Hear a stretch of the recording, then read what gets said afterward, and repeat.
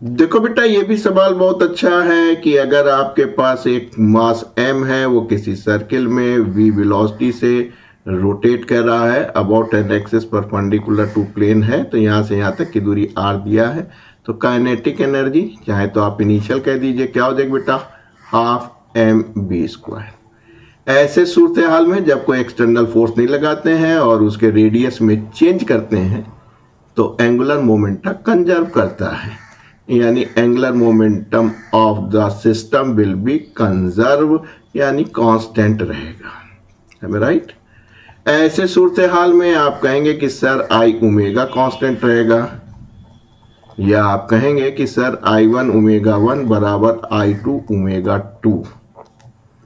I1 कितना है बेटा, mr², और आप जानते हैं v is equal to r omega होता है, तो ओमेगा की जगह आप लिख सकते हैं वेलोसिटी उसकी आपने v ली थी और रेडियस आपने r माना था। एम आई राइट? ये क्या कह रहे हैं कि मास तो वही है लेकिन डिक्रीज बाय फैक्टर ऑफ 2, जो आपका रेडियस है वो आधा रह गया है, डिक्रीज कर रहे हैं बाय फैक्टर ऑफ 2, यानी r का आधा।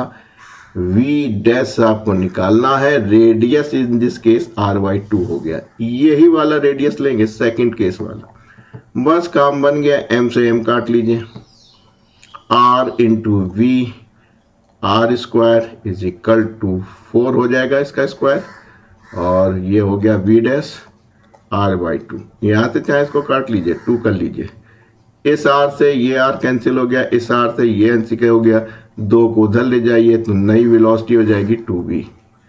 अब आपको इस सूरत हाल में फाइनल काइनेटिक एनर्जी निकालनी थी, मास तो वही है, वेलोसिटी आपकी बदल गई है, 2v हो गई, तो आपने कहा 1/2m 4v²। एम आई राइट?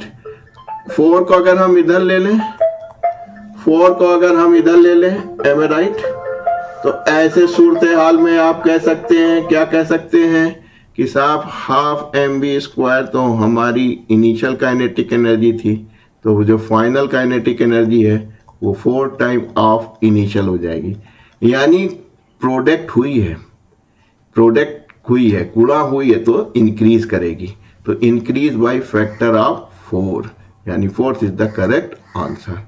और अगर डिवाइड होती तो आप कहते डिक्रीज बाय फैक्टर ऑफ 4, यहाँ पे मल्टीप्लिकेशन है इसलिए इंक्रीज हो गई, किसी चीज को मल्टीप्लाई करेंगे तो इंक्रीज होगी, डिवाइड करेंगे तो डिक्रीज होगी।